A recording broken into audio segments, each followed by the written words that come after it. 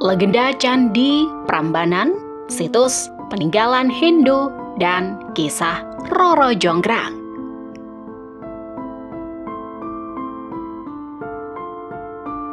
Siapa saja yang melihat Candi Prambanan tentunya akan terpesona dengan keindahannya. Bangunan sejarah ini menyimpan banyak sekali cerita unik dan menarik. Salah satu cerita yang melekat di hati masyarakat tentang Candi Prambanan ini yaitu berkaitan dengan cerita Roro Jonggrang. Cerita ini menceritakan tentang perjuangan Bandung Bondowoso untuk bisa mendapatkan cinta Roro Jonggrang. Legenda Candi Prambanan tersebut menjadi salah satu cerita rakyat populer di Indonesia. Persyaratan yang diberikan oleh Roro Jonggrang pada saat itu yaitu dibangunkan 1000 candi dalam waktu 1 malam. Apakah Bandung Bondowoso berhasil menyelesaikannya? Untuk bisa mengetahui cerita lengkapnya, yuk simak pembahasan berikut ini. Cerita legenda Candi Prambanan. Kisah Roro Jonggrang ini bermula dari kematian ayahnya saat melawan Bandung Bondowoso dari Kerajaan Pengging. Kematian ayah Roro Jonggrang tersebut menjadikan Kerajaan Prambanan jatuh seutuhnya ke tangan Bandung Bondowoso. Saat peristiwa tersebut, Bandung Bondowoso juga berniat menjadikan putri Raja Prambanan ini sebagai permaisurinya. Namun yang terjadi saat ini, Roro Jonggrang menolak lamaran Bandung Bondowoso. Penolakan tersebut tentunya membuat Bandung Bondowoso merasa marah dan mengurung Roro Jonggrang bersama Bisumi dan dayang-dayang lainnya. Bandung Bondowoso terus mendesak dan akhirnya Roro Jonggrang pun bersedia menerima lamarannya jika berhasil dibangunkan 1000 candi. Bandung Bondowoso menerima tantangan tersebut dengan meminta bantuan jin. Ketika pembangunan candi mencapai 999, mengatur strategi bersama Bisumi dengan membakar jerami agar ayam segera berkokok. Jin mengira bahwa hari telah pagi dan kemudian meninggalkan Bandung Bondowoso, dan ternyata bangunan candi baru ada 999. Karena tidak terima dengan kekalahan tersebut, Bandung Bondowoso menjadikan Roro Jonggrang sebagai candi ke-1000. Candi peninggalan Kerajaan Hindu. Untuk bisa menemukan kawasan Candi Prambanan ini sebenarnya tidak terlalu sulit karena berada di pusat kota atau sebelah timur Yogyakarta dan berada di pinggir jalan menuju Klaten. Kawasan legenda Candi Prambanan ini sudah ditetapkan sebagai situs budaya dunia oleh UNESCO sejak tahun 1991. Pengunjung bisa menemukan taman luas dan bangunan candi yang megah di dalamnya. Bangunan utama dari candi ini sangat terlihat jelas dari jalan raya. Bangunan megah ini pertama kali beroperasi pada abad ke-8 Masehi. Bahkan, peresmiannya dilakukan pada masa pemerintahan Medang Mataram atau Kerajaan Mataram kuno.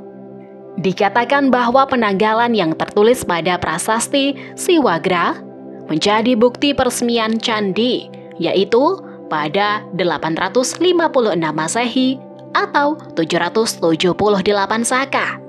Jika dilihat dari peninggalan sejarah yang ada di Balai Pelestarian Cagar Budaya Yogyakarta yang dilindungi Kementerian Pendidikan dan Kebudayaan, ditemukan bahwa peresmian Candi Prambanan dilakukan oleh Raja Jatiningrat. Masih belum ditemukan dengan pasti identitas dari tokoh tersebut. Kemudian, pada situs Perpustakaan Nasional Indonesia menuliskan bahwa peresmian dari Candi Prambanan ini terjadi di pertengahan abad ke-9. Pada masa tersebut, Kerajaan Mataram kuno dipimpin oleh Raja Balitung Wayasambu. Sumber ini didasarkan pada prasasti yang bisa ditemukan di Museum Nasional di Jakarta. Sejarah pembangunan Candi Prambanan. Informasi yang disebutkan di atas bisa diartikan sebagai gambaran dari para ahli berdasarkan prasasti yang ditemukan. Diketahui terdapat 3 poin penting yang tertulis di dalam prasasti Siwagra menurut filolog asal Belanda bernama J.G. de Casparis. Pertama, prasasti tersebut menceritakan tentang peristiwa sejarah yang terjadi pada abad ke-9 dan merujuk pada candi. Kedua, peresmian Candi Prambanan ini didasarkan sebagai wujud karya suci Dewa Siwa. Hal yang satu ini memiliki keterkaitan dengan prasasti Siwalaya atau Siwagra yang diartikan sebagai rumah Siwa dan dikaitkan dengan candi ini. Kemudian poin ketiga yaitu pembangunan Candi Prambanan didasarkan atas kemenangan Raja Jatiningrat atau Rakai Pikatan dan akhirnya menyerahkan tahta pada Rakai Kayuwangi Dyah Lokapala. Dikatakan bahwa pembangunan legenda Candi Prambanan ini didasarkan pada dharma kematian Rakai Pikatan. Perkiraan tersebut didukung dengan adanya prasasti Wanua Tengah 3 yang berisi tentang pengangkatan Rakai Kayuwangi Dyah Lokapala setelah meninggalnya Rakai Pikatan. Beberapa ahli juga melakukan identifikasi yang menunjukkan bahwa prasasti Siwalaya merujuk pada proses pengalihan sungai setelah selesai pembangunan Candi Siwa. Selain itu, batas halaman candi juga diklaim telah diresmikan dan areal persawahan telah ditetapkan sebagai sawah Dharma Rumah Dewa Siwa. Hal ini membuat para ahli sepakat bahwa yang tertulis dalam prasasti Siwagra berarti mendeskripsikan tentang Candi Prambanan. Dengan bukti geografis, terdapat sekelompok candi Hindu yang dibuktikan dengan arca dan bangunan pusatnya dikelilingi tembok dan anak candi. Kemudian, letaknya bersebelahan dengan sungai yang sekarang dikenal dengan nama Sungai Opak. Denah Candi Prambanan. Denah asli dari bangunan Candi Prambanan ini sebenarnya berbentuk persegi panjang. Secara keseluruhan, kawasan wisata ini dibagi menjadi 3 bagian utama, yaitu jeroan yang menunjukkan bagian dalam, tengahan atau bagian tengah, dan jabah atau bagian luar. Untuk bagian luarnya, terdapat pagar batu yang saat ini hanya tersisa berupa reruntuhannya saja. Untuk luas area jabah sendiri yaitu berkisar antara 390 meter persegi yang saat ini hanya berupa ruang kosong. Tidak ada yang mengetahui dengan pasti apakah sebelumnya ada bangunan atau dekorasi lainnya di area jabah ini.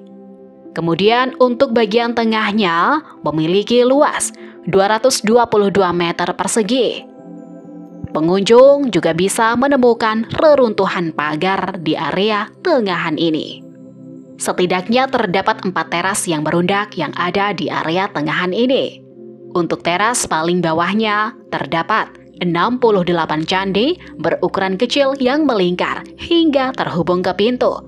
Kemudian untuk teras keduanya terdapat 60 candi, teras ketiga 52 candi, dan terakhir teras paling atas sebanyak 44 candi. Hampir seluruh bangunan di candi ini hancur dan hanya tersisa reruntuhannya saja. Selanjutnya di bagian halaman belakang candi bisa ditemukan 2 candi yang berdiri tegak di bagian selatan dan utara. Sedangkan untuk di bagian barat terdapat 3 candi menghadap ke timur. Candi tersebut diantaranya adalah Candi Siwa, Candi Brahma, dan Candi Wisnu. Sedangkan di sebelah timurnya terdapat 3 candi yang digunakan wahana atau kendaraan. Disebut sebagai candi kendaraan karena masing-masing diberi nama seperti kendaraan Wisnu berupa Candi Garuda, kendaraan Siwa berupa Candi Lembu, dan Candi Angsa sebagai kendaraan Brahma. Masing-masing candi memiliki ukuran dan bentuk yang sama, yaitu berbentuk bujur sangkar dengan ukuran tinggi 25 meter dan luas 15 meter. Di bagian ujung jalan selatan dan utara ditemukan sebuah jalan penghubung candi-candi yang disebut sebagai Candi Apit. Berdasarkan bukti sejarahnya, diketahui bahwa kompleks Candi Prambanan ini mempunyai 240 candi dengan ukuran berbeda-beda. Terdapat 18 candi yang berhasil direnovasi dan sisanya hanya berupa batuan yang berserakan. Meskipun jumlah candi yang tercatat tidak sebanyak yang diceritakan di legenda Candi Prambanan, namun cerita Roro Jonggrang sudah sangat melekat pada masyarakat Indonesia. Ketika membicarakan tentang sejarah candi di Jogja ini, maka hal pertama yang terlintas yaitu cerita Roro Jonggrangnya. Jika menurut kalian, apakah legenda tersebut benar-benar terjadi? Tulis pendapatmu di kolom komentar.